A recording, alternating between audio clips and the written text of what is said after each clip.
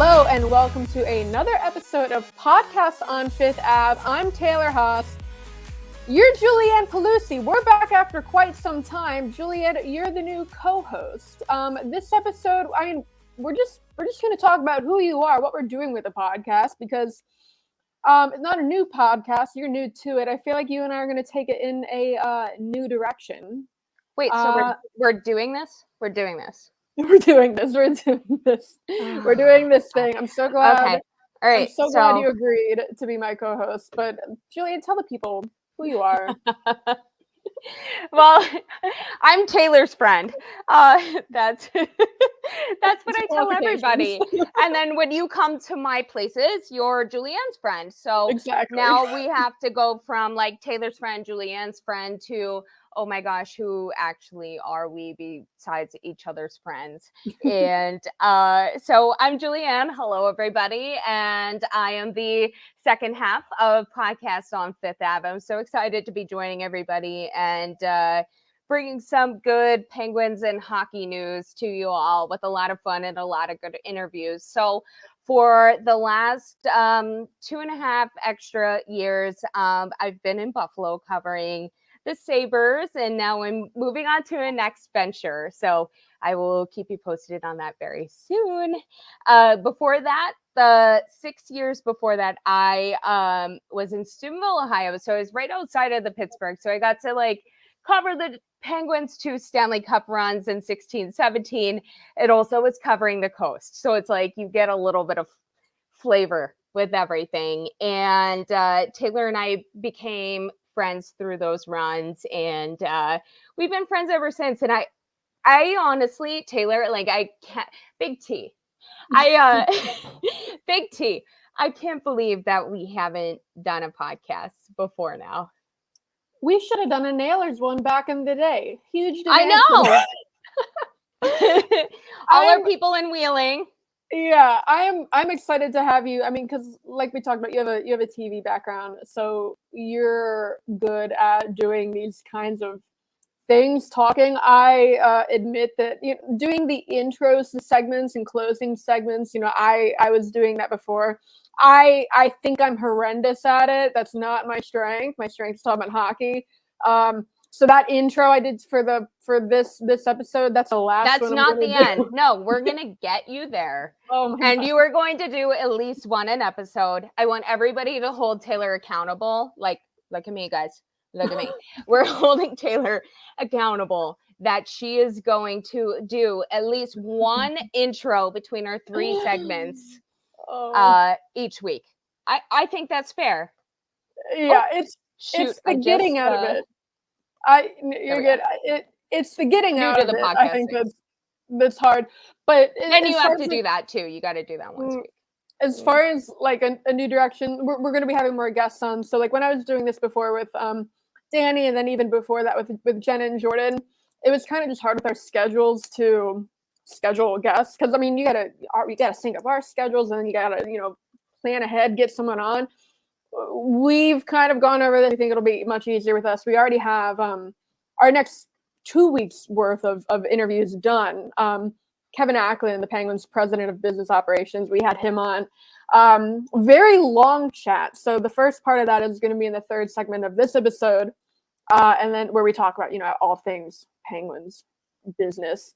And then the second business, and also we have a naked cowboy riding down the street in South Oakland who might be Kevin Acklin, noticed by Dan Marino when Kevin was a top. I mean we got a good story. There's some good stuff in there. Nobody else has that. No, and then I mean you're just gonna have to subscribe, because next week is the second half of Kevin's interview with us, where we talked about all things Jaromir Jagr and what he's doing. It's like he has this passion project to restore Jagr's relationship with the city. And it's really cool. There's some good information, some good news in that too. So yeah, I think so. And I think it also might kind of restore relationships outside of Jagr too, that what the Penguins are doing and how they want to honor the past. And they're kind of questioning, have we done enough so far? So that's really exciting about what we talked about with Kevin. But he talks so much about Yager in our second episode. So we're excited to share that with you. Yeah, I think this will be the best iteration of the podcast yet. Just, I think our strengths, they're different. We bring different things. And I mean, you're not just some random from Buffalo I found who covers Sabres. You're from Pittsburgh originally. No, I'm a random. I'm actually, yeah. I'm an alien. I'm new to Earth. No, so I'm from Pittsburgh. I grew up and lived here. I was in a small town in Steubenville, Ohio for the first 6 years of my career outside of college, where I went to University of Maryland, and I covered the Wheeling Nallers. So you know what? Like, no better way to like get yourself into the hockey market than starting in the coast, right? Yeah. Like, and we got to go back to the coast fairly often. I mean, Derek Army, he's going back to like the past iterations of podcasts on Fifth Avenue. He's the career leader in guest spots, guest interviews. He'll come on. Well, we're not going to go this season without having Derek Army. I mean, come on. We're going to have Derek Army on every other race. I covered Derek Army when he was like 24. So like not showing my age. No, same. I covered Derek when he was a player. I did a couple interviews with him when he was down there. Now he's coaching. So yeah, we'll have him back on all the time. We have some good guests lined up already in addition to Kevin Acklin. I guess like I don't know which ones we can I don't want to tease yet, but we don't want to be a tease. But Kevin Acklin is coming up first, weeks 1 and 2. We also have ESPN's John Buccigross coming up with us this season. So that's going to be a lot of fun. So if you do have any questions for Bucci Main, Bucci Main. That's like what they call him. Yeah.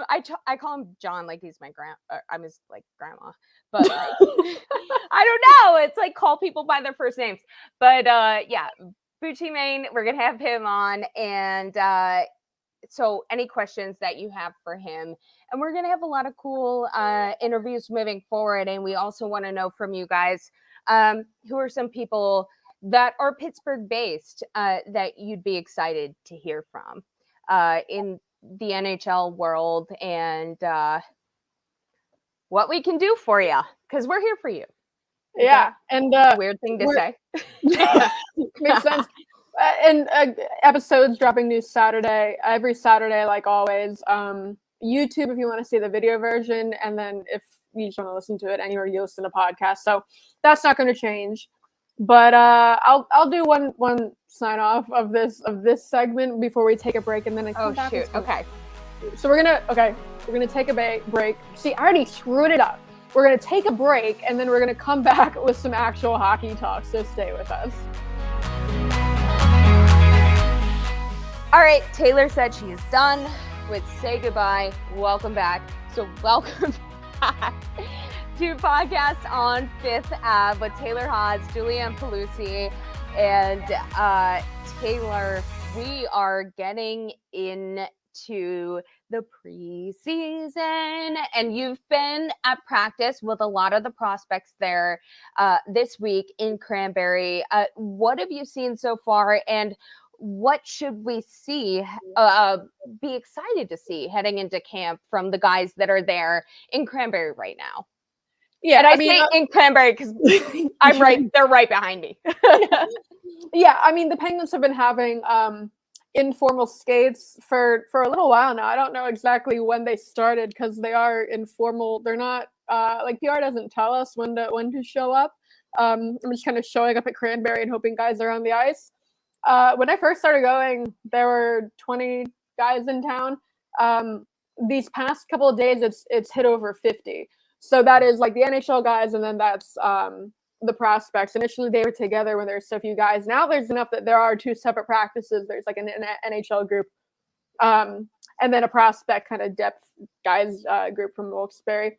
It's not the kind of environment where you can really make a whole lot of assessments. For sure. Coaches aren't out there. Ty Hennis he's the assistant coach, but he's also like the skills coach. And then goalie coach Danny Kyoto is out there. Is there something that's caught your eye so far? Yeah, I mean the thing for me is that stood out initially is Sam Poulin, the former Penguins first round pick. He took most of last year off. He didn't play. He wasn't at the Wilkes-Barre to start. He did play a couple of games up in Pittsburgh. And then he took most of the year off for mental health reasons. And then, so right now it's just about getting back up to speed. Just looking at him in that environment, it doesn't look like he's lost a step conditioning wise, or, just his hands. He looks as good as ever. And then, we were able to talk to some players. He was at development camp, and then today they did have a prospects challenge that I covered, a prospects practice that I covered before they go to the prospects challenge. And I mean, you talk to Poulin, he sounds like he's 100% mentally and physically. And he feels he's healthy in both ways. Yeah, that's 100%. That's what matters. 100%. Yeah, that's all that's number one. But then, I mean, number two, he got NHL games last year, and he was a bottom six center. He didn't look out of place. There are some depth spots, but bottom six spots open. There's a lot of competition among the depth guys. I don't think we see him out of camp full time, just because if you look at the six, the four lines, the centers, there's not really a spot for him, and they do like him as a center. But I think he has a good camp, good showing in the preseason. Then maybe we see, and he plays well in Wilkes-Barre. Then maybe we see him as a call-up if injury happens. And then maybe we start talking about him being the actual fourth-line center in 2024-25 once Jeff Carter's contract comes to an end after so long. Yeah, Taylor, I mean, how much do you think, with this roster being so much older, that these younger guys that we're going to see in the Prospects Challenge next week in Buffalo are going to be really important and might have to kind of make a name for themselves this year, or it's kind of like do well or bust? Yeah, so the Prospects Challenge, it starts, we're recording this Thursday. The first game's Friday. We're dropping this on Saturday. There are games Saturday and then Monday. So by the time you see this, listen to this, there will still be games. We did not mention that at all. There will still be games left to watch. I know the Penguins just announced today that they're going to be streaming on their website. So you actually be able to see it. And then I'll obviously have coverage on DK Pittsburgh Sports because I'm going to Buffalo. I think if you look at this group that is going to Buffalo, there aren't a ton of guys that we might see in Pittsburgh this year. Because I think a lot of the call-ups, the possibilities are the kind of older guys who will probably end up in Wilkes-Barre, like a Rem Pitt, like those kinds of guys who aren't coming to. They're older than they're not a prospect. But Poulin, like I mentioned, he's going to be there. I think he's someone that maybe we see another guy who stands out as someone on an NHL contract who maybe comes up of the skaters, Corey Andonovski. He was a free agent signing out of Princeton. Last year was his first full year in Wilkes-Barre. If you're looking for a player comparison, I'd compare him to like an Anthony Angelo 2.0. Okay. Physical, just the quintessential bottom six winger.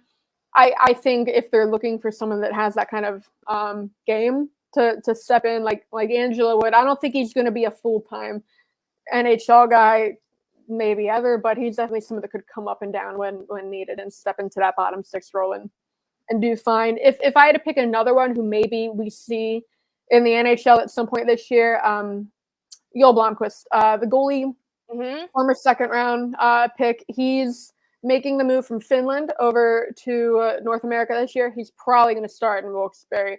I would say, I mean, the way the goalie depth, you got Jari, probably Nedeljkovic in Pittsburgh, and then I would say Hellberg and Blomqvist share the net in Wilkes-Barre. Then probably their other goalie prospect, Taylor Gauthier, down in Wheeling with our friend Derek Army.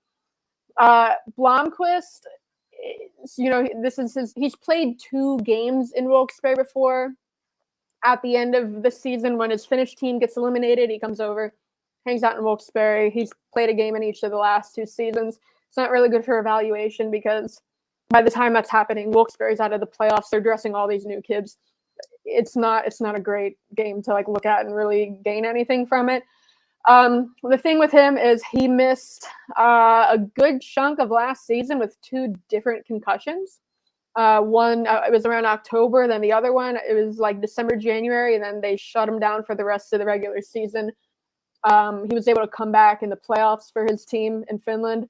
They got knocked out in the first round, and then that's when he came over. I mean, the Penguins' goalie prospects, the top 2, it's really a toss-up between Blomqvist and Sergei Murashov, their 4th-round pick from last year. He's playing in Russia. Either of those guys could be the future number 1.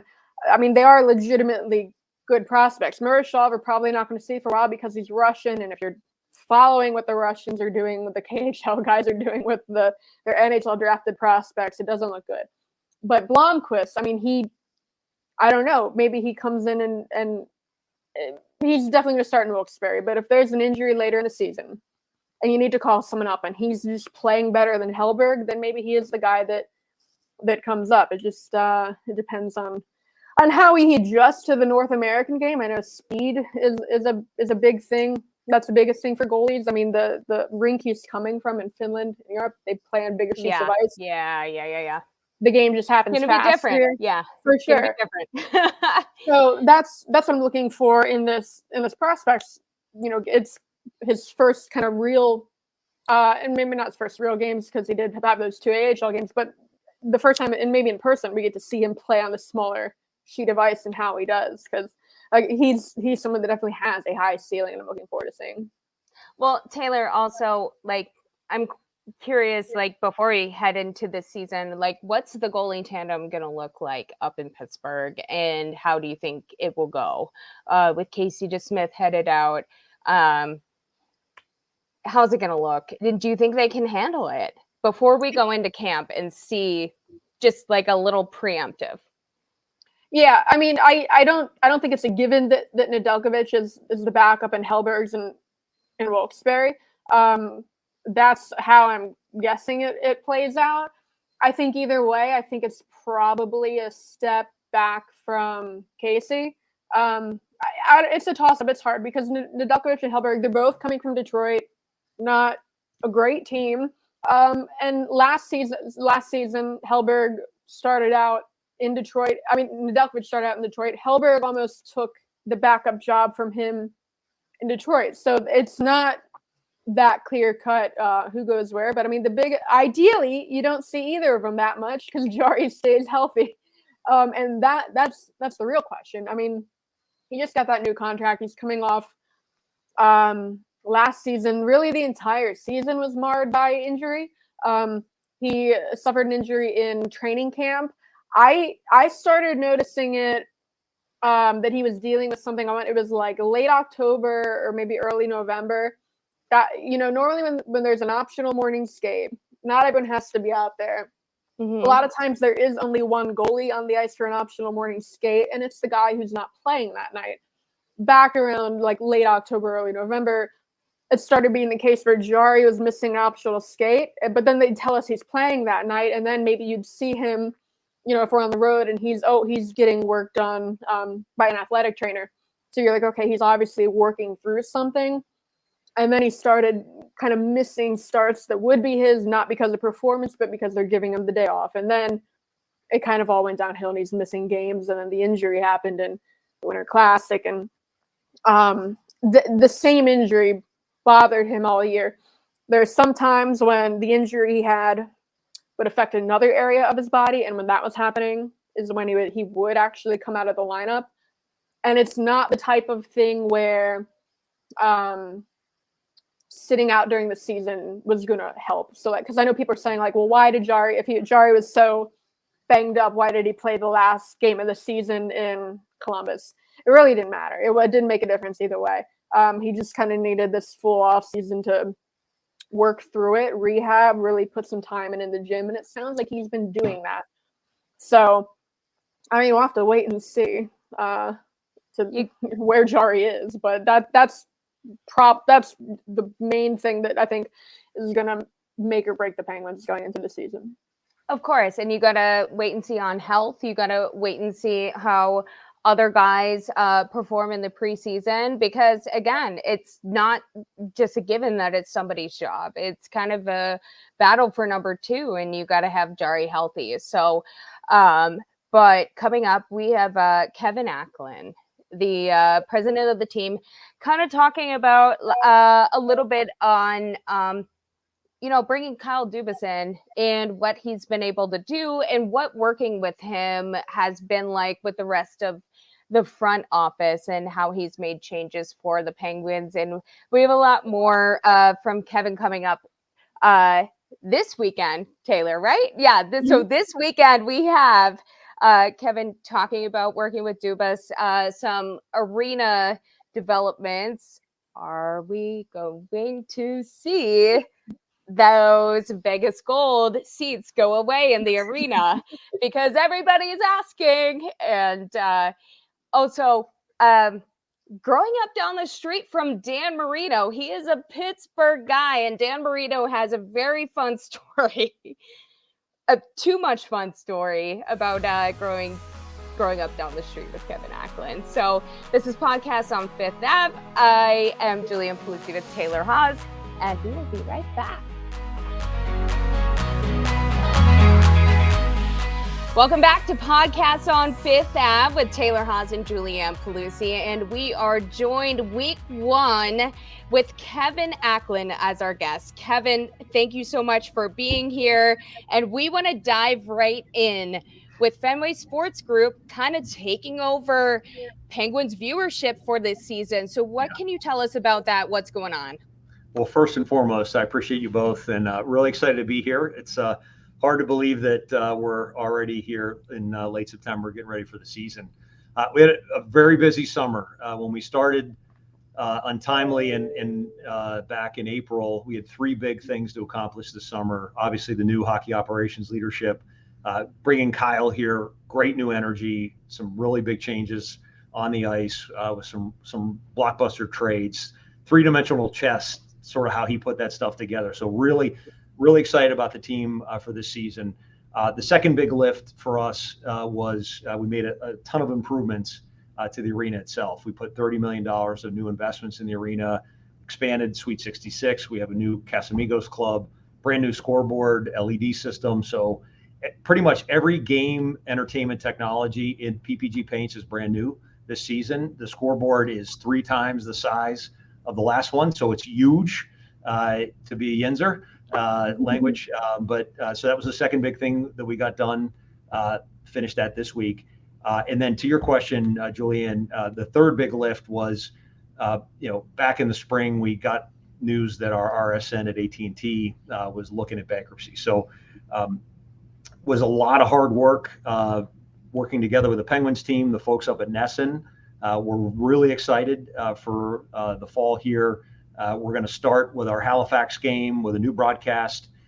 We've rebranded the RSN to be Sportsnet Pittsburgh, and without Nesson support, that's something we couldn't pick up. So 3 really big lifts this summer that the team here in about 90 days pulled off.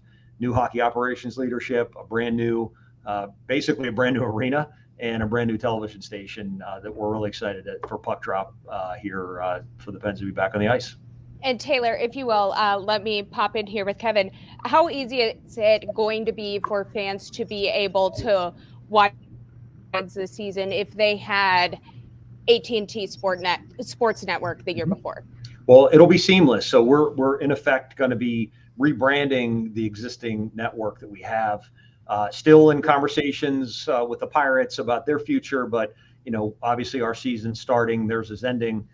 So we put a lot of hard work into it, and having more control over that network, so to speak, is very exciting for us. So we're going to have new content, a lot of new exciting, some changes. Again, you've seen the news about moving the broadcast around. We have some changes on the radio side as well. So again, for us, it's a better way for us to connect to our fan base.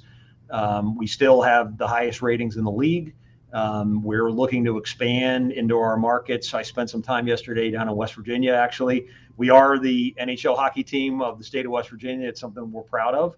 We're going to be doing more there in Eastern Ohio and also out across the state of Pennsylvania. So very exciting times for the team. The ownership change that we had, what people don't see is behind the scenes. You have a team led in Boston with the ownership of the Red Sox, the Penguins, and Liverpool.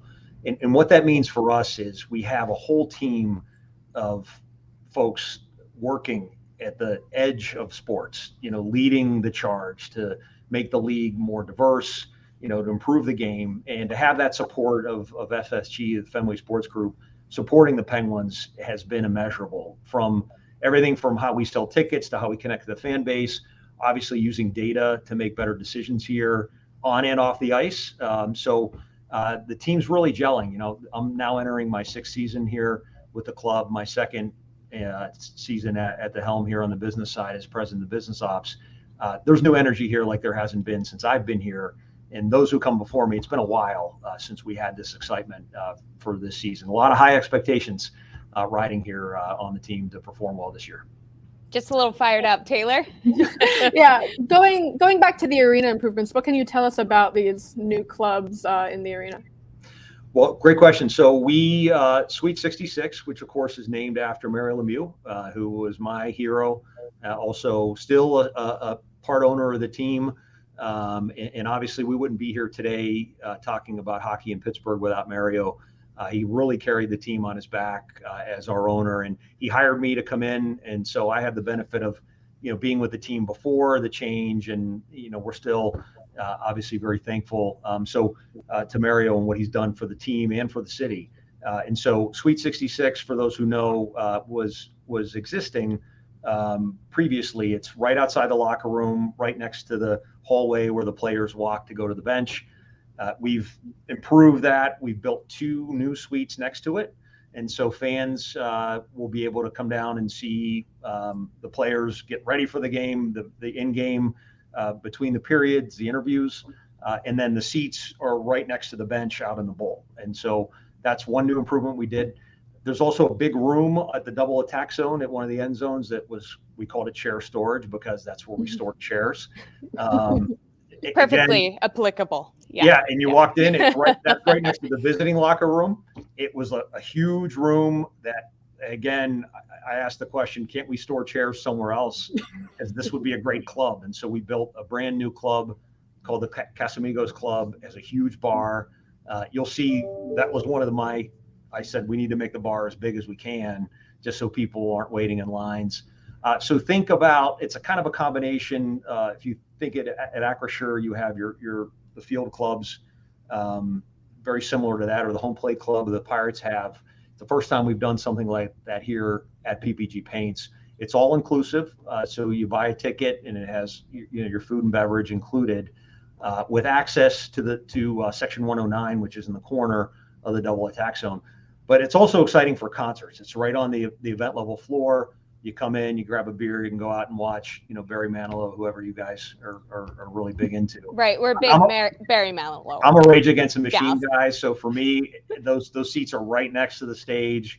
You could really get into it. But and that's something that we're trying to do differently. We're a hockey team, but we're trying to be more, driving concerts to come to Pittsburgh, because PPG Paints has more events than the other 2 venues combined, and so it's important for us to generate activity here, to put money back into the coffers of the taxing bodies, as well as restaurants and hotels downtown. So that's something we take very seriously here, not only to win a Stanley Cup, but to be part of the growth of the city. And that's something, bringing more concerts brings more activity and better quality of life to Pittsburgh. In order to attract more concerts, you need to have more premium spaces in our arena. And so that's a lot of why we made those investments. All in, it's a $30 million facelift that we gave to PPG Paints this summer. We're really excited to show you guys when we open for Puck Drop here later this month. Are there any before we get back into that? Favorite Rage song, and also who would you want to see there the most at PPG? So great question. Yes, favorite Rage song, which has made its appearance on many karaoke stages over the years is killing in the name. It's, I'm kind of a closet anarchist sometimes. I'm kidding. But in fact, when the band was here, let me show you real quick. They played PPG Paints late last year, and they left me a guitar pick with an anarchist symbol on front and then with a note on the back. So this is one of my prized possessions that I got from the band when they came to Pittsburgh. And then who would I most like to see here? Yeah. Springsteen. We had 2 shows this week that were pushed back. Really excited to host. We're looking for a date, probably next year at this point. But yeah, for me, it's old school hip hop is another. I'm kind of a mishmash of, when you're from South Oakland, that's where I grew up. You're kind of thrown into the mix. So I have a lot of different influences, let's say, and not only how I grew up and how I work, but some of my musical background as well. Oh, we're going to get there, but big T. I'm seeing the Jonas Brothers there in about 10 days, so little different taste. But are there any other arena improvements in the works or maybe on your wish list? I know the thing that stands out to me is the Vegas Gold seats. Yeah, so I asked the question, what would it cost to replace them? It's no surprise, it's expensive. As you've appropriately, in 2016, that first cup we finished as Vegas Gold. We changed back to the traditional gold, which you see kind of behind me here with this penguin on the wall. It's in the works. It's probably not going to happen this season, but that's something that we're looking to do. We're always looking to stay ahead of the curve. I mean, PPG Paint's built, now 12 going on its 13th year.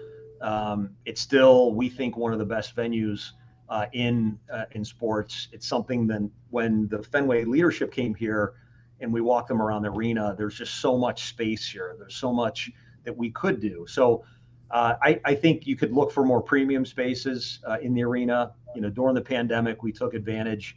We changed out a lot of the technology, the point of sale systems, kind of the behind the scenes things that fans don't see, but do impact fan experience.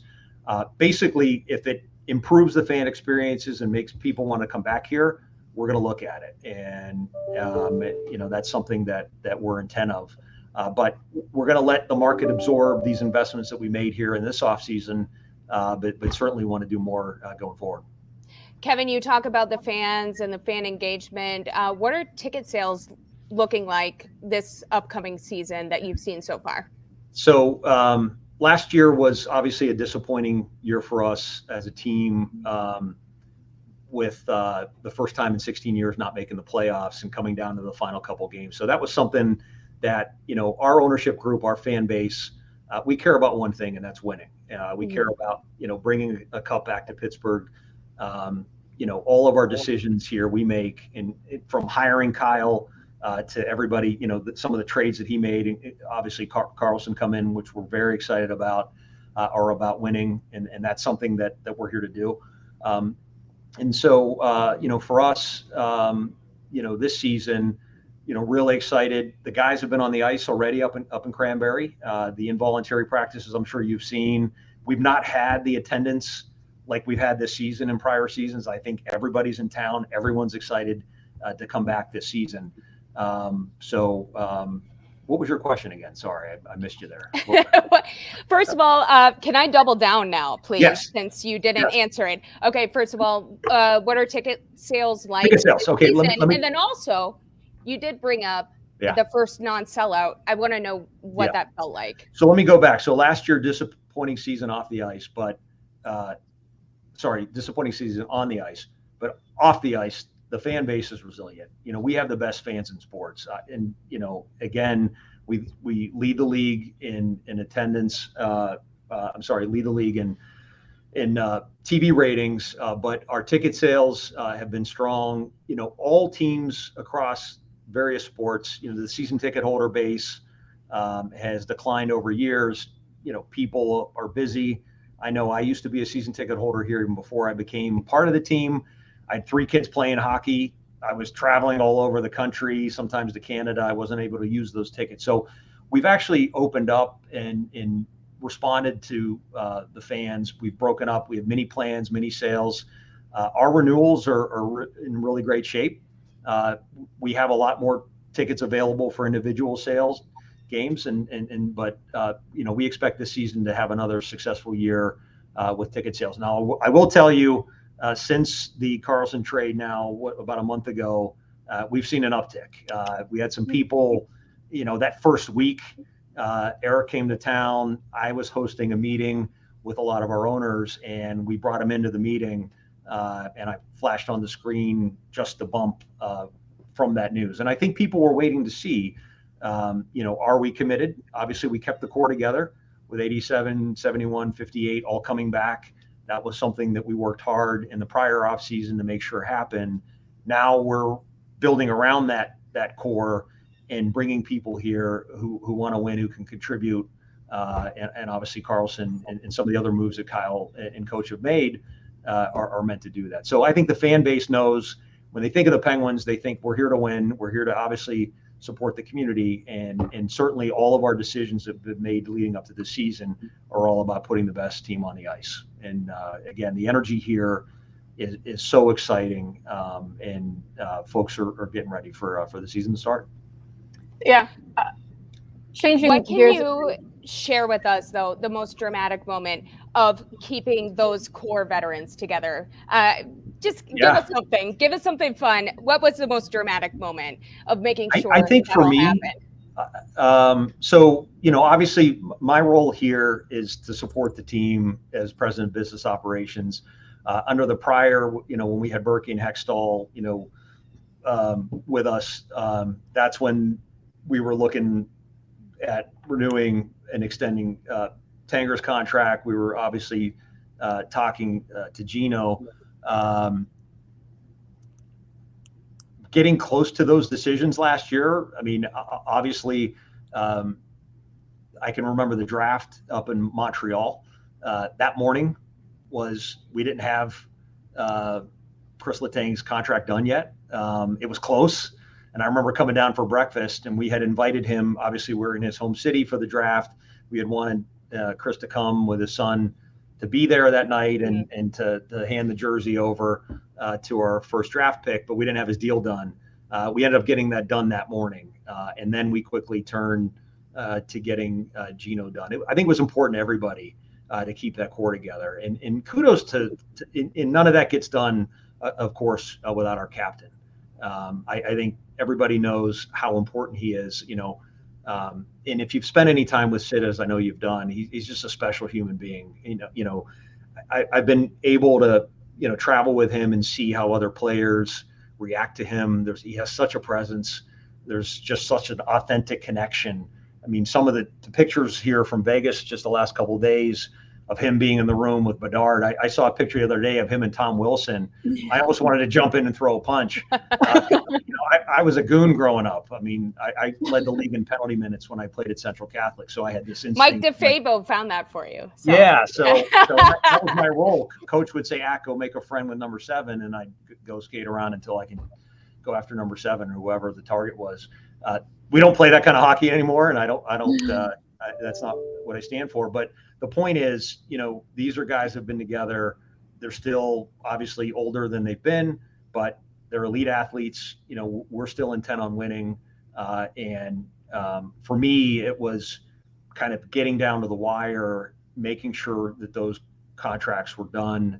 The following week, if you remember, I was in DC for league meetings, and it was the night before the first day of free agency, and I was calling and saying, where are we on Gino? Where are we done? And we finally got it done. What I'll say now with Kyle coming in, open, transparent, collaborative, very hardworking, obviously is very well respected in the league. The trades that he's been able to pull off this summer, it's wizardry. I have to say it. When I first got a sense right before we announced it of the Carlson trade, I kind of had a headache trying to figure out how he got all that done.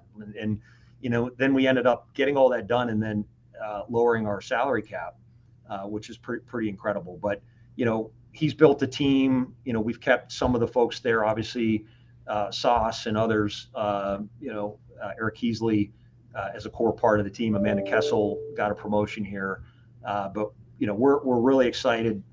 I haven't seen the coaches, the players, hockey operations leadership, as well as the business side, just firing on all cylinders, and that's something that we've been doing here in the last couple of months.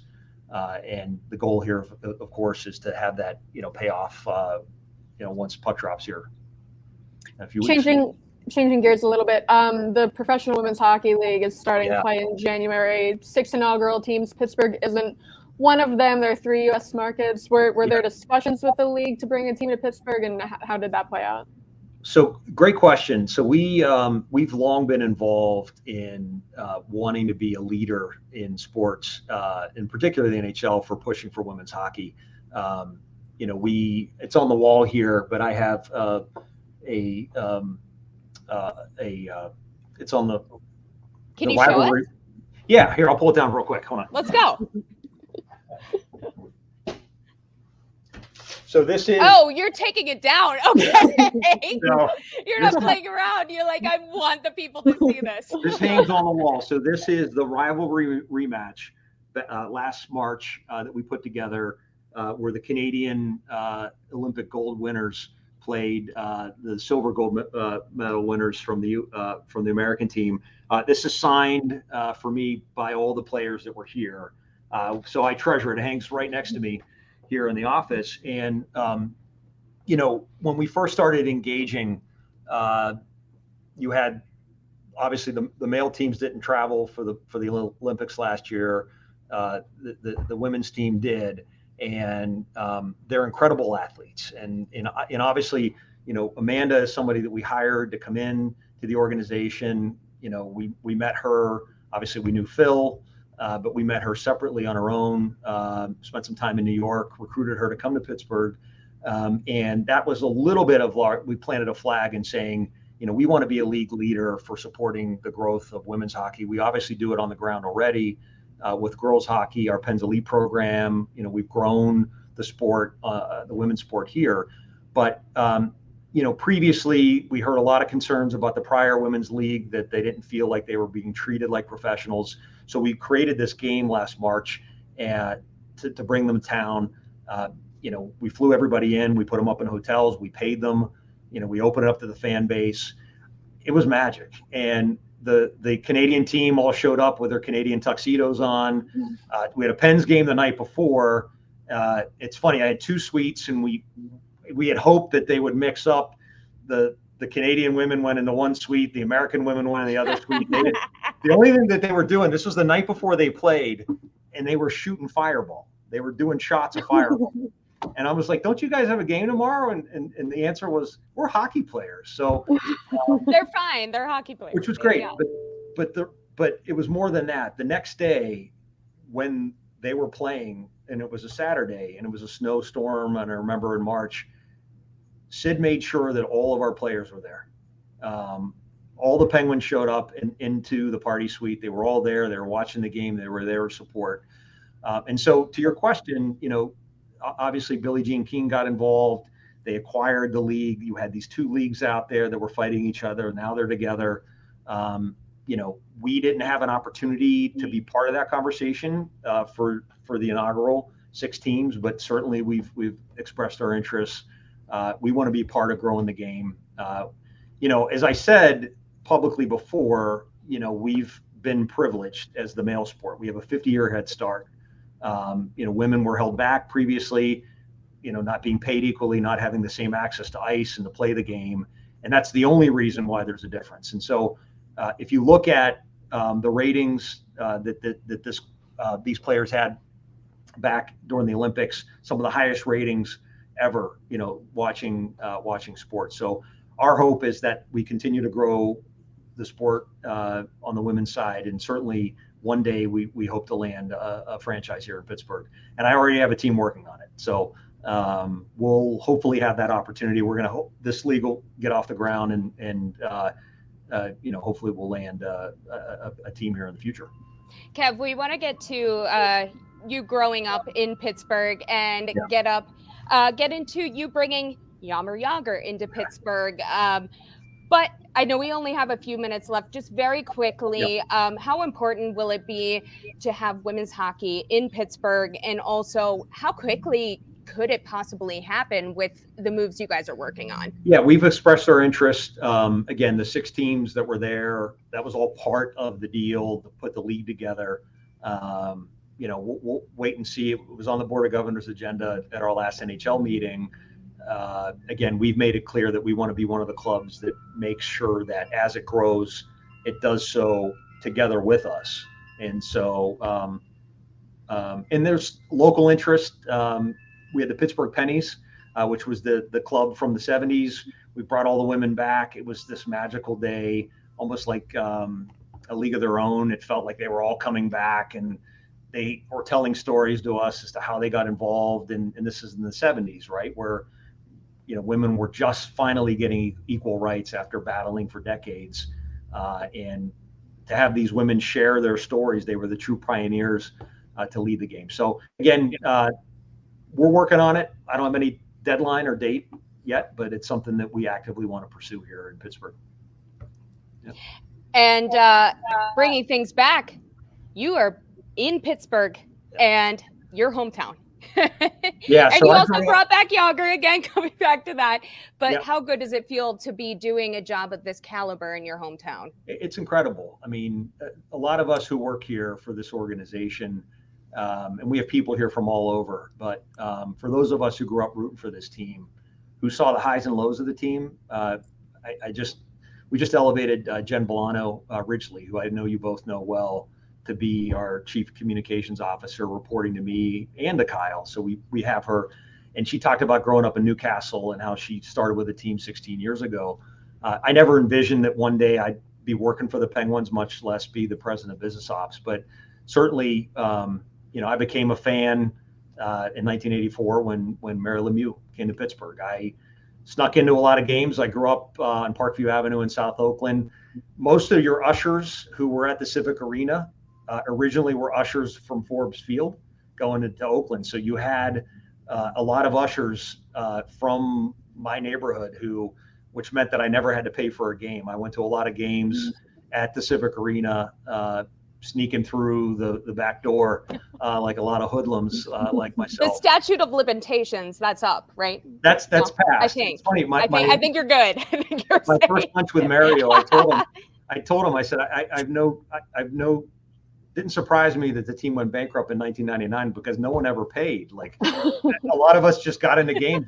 Everybody knew somebody. So, but that's kind of the history of this franchise, and it emulates the resilience of the city. I think about when I talk about what it means to run this organization. I go back to growing up in Oakland at a time, when the mills closed and we had 30% unemployment.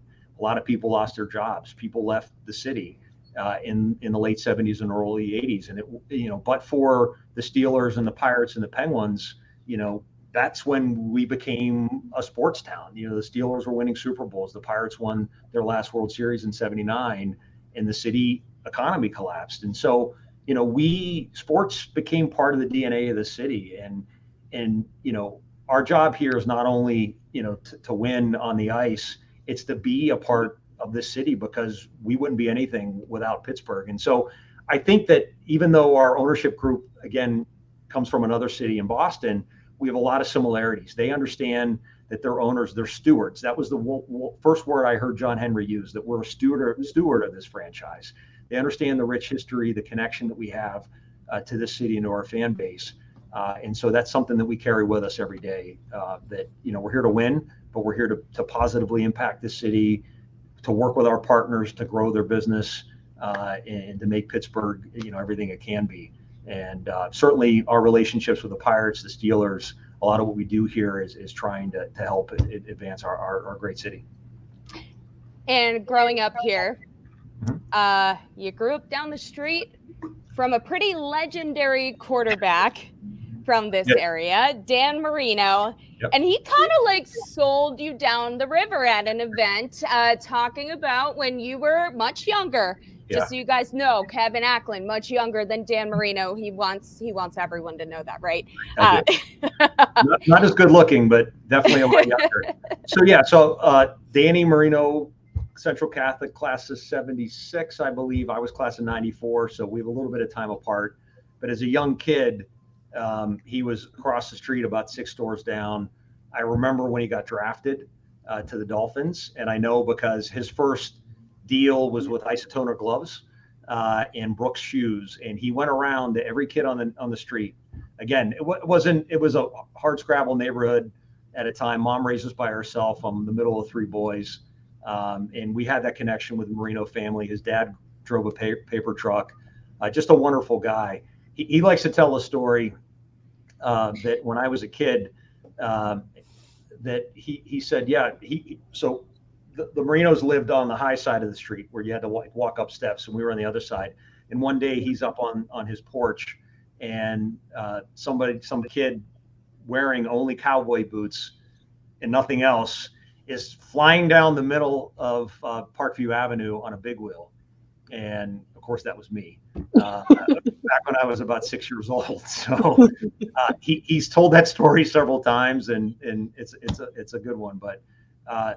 But again, seeing your hero and your heroes, I mean, that's something that's special to this town, where, we're a city that you can rally people into a room, all the decision makers, and do great things. And certainly my last job as chief of staff to the mayor, which at the time was my dream job. Now I have another dream job here, helping to steward the future of the Pittsburgh Penguins. And that's something I don't take for granted every day I walk into this building. Kevin Acklin, thank you so much. Maybe we can get Iceberg to kind of slide down naked in cowboy boots. I think that would be all right. Do his railing slide. I think Iceberg presently is naked. I think so too. Yeah. We just need the cowboy boots. Yeah. Kevin Acklin, thank you so much. Thank you so much for listening to our first episode of podcast on Fifth Ave. Julianne Pelusi with Taylor Haase and Kevin Acklin, thanks so much for joining us. We can't wait to talk with you about Jaromir Jagr and bringing him back to Pittsburgh next week. Thanks for joining us all. Thank you, guys.